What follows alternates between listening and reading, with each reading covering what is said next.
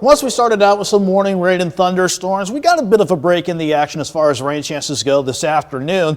But you can see how the cloud cover held tough pretty much over Indigo Sky just outside of Seneca, Missouri, where you saw more of the cloud cover today after we had the rain this morning clear out.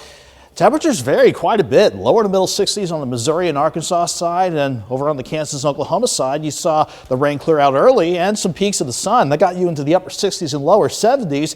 As far as the rain this morning, left behind on average about half an inch of rain, but you can see embedded pockets pushing over half an inch, maybe pushing an inch and a half with the heaviest pockets of rain that worked on through. I've been keeping an eye on the Skywatch storm tracker all evening long so far, even though we have a stationary front parked across the region trying to drift slowly to the north.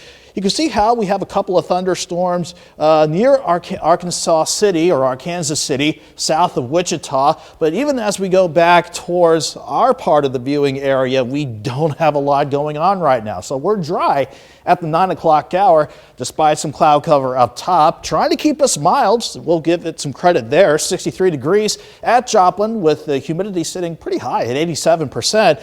Most of us are sitting between the upper 50s around Stockton Lake, Greenfield, and Milnette to the upper 60s in our southwestern counties. But in general, temperatures will average out near 60 overnight as we continue to keep an eye on the storm tracker. Even though we have a severe thunderstorm watch from I-35, so from Wichita west into the rest of southern Kansas, that's pretty much where the severe weather, the better chances of it, are going to stay. But if we look at the overall surface setup, here's our stationary front slowly drifting to the north. That will be the focal point for any scattered storms around here for tonight. But overall, this stubborn upper level low out west is going to continue to send energy our way. So even though we're going to stay mild to warm for much of the week, that's going to be one key player that will keep rain chances in the forecast for quite an unsettled week ahead of us. So I'll still keep an eye on the radar overnight, but even as that front slowly lifts to the north toward Kansas City and I-70, we're not going to rule out some scattered thunderstorms along the front during the overnight, as well as drop back near 60.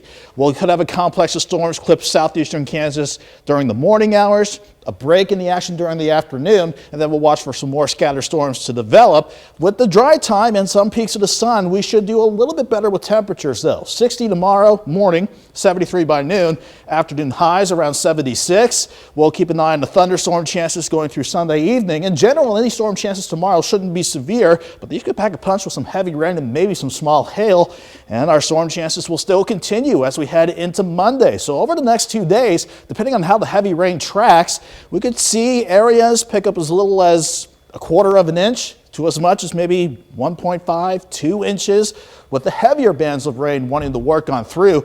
Unfortunately, the 7-day forecast keeps us busy with thunderstorm chances aplenty. Not all-day washouts for the week ahead, but the rain chances will be there. Despite that, mid-70s Monday through Wednesday, 77 on Thursday, and we should be pushing back near 80 by next Saturday, Mike. All right, Nick, thanks so much. And unfortunately, things aren't so hot